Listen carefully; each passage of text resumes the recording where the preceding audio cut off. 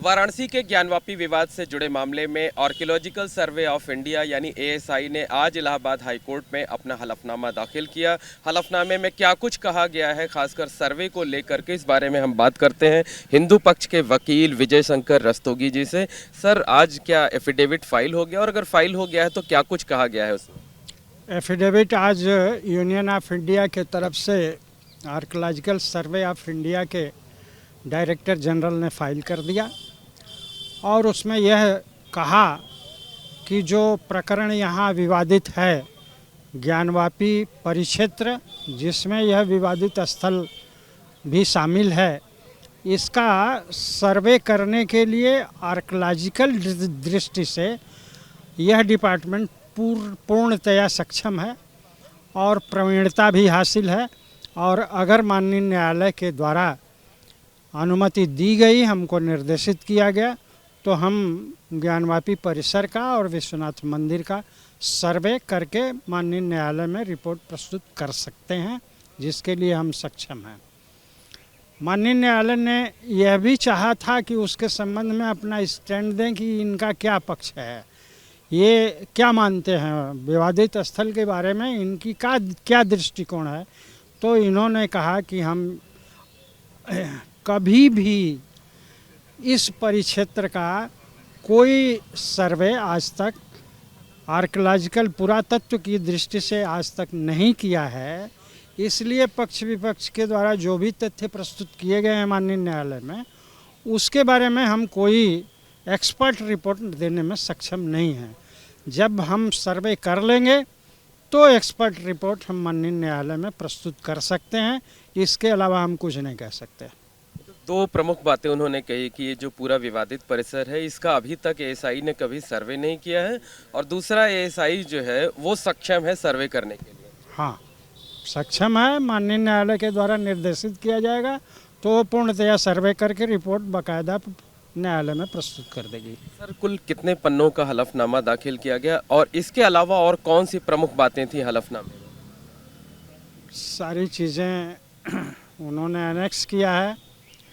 पूरे देश भर में जितने पुरातत्व से संबंधित स्थान हैं जिनका कि इन्होंने सर्वेक्षण किया है, उसकी लिस्ट भी फाइल किया एफिडेविट के साथ, जिसमें ये स्थल शामिल नहीं है। इसलिए ये स्पष्ट हो गया कि ज्ञानवापी परिसर का इन्होंने कभी कोई पुरातात्विक दृष्टि से सर्वेक्षण नहीं किया है। और जो मैंने बताया वही है, और उसके अलावा और कोई चीज़ें नहीं है। जो विस्तृत एफिडेविट फाइल की गई वो करीब 25 पेज की है। सर, एक चीज़ और है कि हलफनामा दाखिल करने के अलावा और कौन सी प्रमुख बातें आज कोर्ट में हुई सुनवाई के दौरान? बस यही चीज़ें हुई, चूँकि अब जो दो रिट याचिकाएँ हैं जो आर्कियोलॉजिकल सर्वे से के विरुद्ध यहाँ दाखिल हैं, उसी की आज सुनवाई होनी थी। चूँकि आर्कियोलॉजिकल सर्वे ऑफ इंडिया के ही डिपार्टमेंट से ये एफिडेविट फाइल हुई थी, इसलिए दोनों पक्षों को इस एफिडेविट का अध्ययन करना आवश्यक था। इसलिए बिना उसको अध्ययन किए आज बहस करना उचित नहीं समझा गया, इसलिए नेक्स्ट डेट इसमें फिक्स कराई गई 11 नवंबर, और उस तारीख को बहस होगी। क्या आप लोगों की तरफ से अब सुप्रीम कोर्ट के वकील बहस करेंगे? हमारे तरफ से senior advocate Shri CS Vaidyanathan 11 तारीख को आएंगे और इस न्यायालय में बहस करेंगे। 11 तारीख को समय जो दोपहर 2 बजे सुनवाई होती थी, वो समय भी चेंज हो गया? वो समय चेंज होकर के 12 बजे से ही हुआ है, क्योंकि सुप्रीम कोर्ट के सीनियर एडवोकेट हैं। राम जन्मभूमि में भी उनका योगदान था और आर्गूमेंट किया था हिंदू पक्ष के तरफ से। यहाँ भी उनको लाया जा रहा है और वो बहस करेंगे।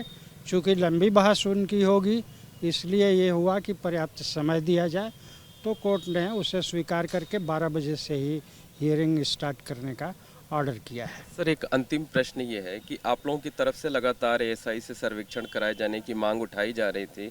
वाराणसी कोर्ट ने आदेश दिया। आज जो एएसआई ने हलफनामा दाखिल किया है और कहा है कि हम सक्षम हैं, हम कर सकते हैं, तो लगता है आप लोगों की जो मांग थी उस पर जो है वो मुहर लगाई है एएसआई? नहीं, वो तो अपनी कॉम्पिटेंसी के बारे में बताई है उन्होंने, और एक्ट के अनुसार ही उनको सारे पावर्स दिए गए हैं। और देश भर में जितनी भी पुरातत्व से संबंधित हिस्टोरिकल प्लेसेस हैं, इसके लिए वो अगर नेशनल इम्पोर्टेंस का वो सेंट्रल गवर्नमेंट मान ले तो उसका सर्वेक्षण स्वयं ही वो कर सकते हैं। इसके लिए कानून में ही उनको पावर दिया गया है, कोर्ट निर्देशित करे या ना करे। लेकिन चूंकि इस विवादित परिसर का उन्होंने कोई सर्वेक्षण आज तक नहीं किया है और सेंट्रल गवर्नमेंट ने इसको नेशनल इम्पोर्टेंस का पुरातात्विक दृष्टि से सर्वे कराना उचित नहीं पाया है, इसलिए उन्होंने कहा कि माननीय न्यायालय का अब निर्देश होगा तभी हम करेंगे। बिल्कुल, ये हैं विजय शंकर रस्तोगी जी, जो कि ये जानकारी दे रहे हैं कि आज एएसआई ने ज्ञानवापी विवाद से जुड़े मामले में अपना हलफनामा दाखिल कर दिया। और एएसआई ने अपने हलफनामे में साफ तौर पर दो चीज़ें कही हैं। एक तो ये कि इस विवादित परिसर का आज तक कभी एएसआई सर्वेक्षण नहीं हुआ, और दूसरा ये कि अगर कोर्ट आदेश देती है तो एएसआई उस जगह का सर्वेक्षण करने में सक्षम है। कैमरामैन रोहित श्रीवास्तव के साथ मोहम्मद मोइन, एबीपी गंगा, प्रयागराज।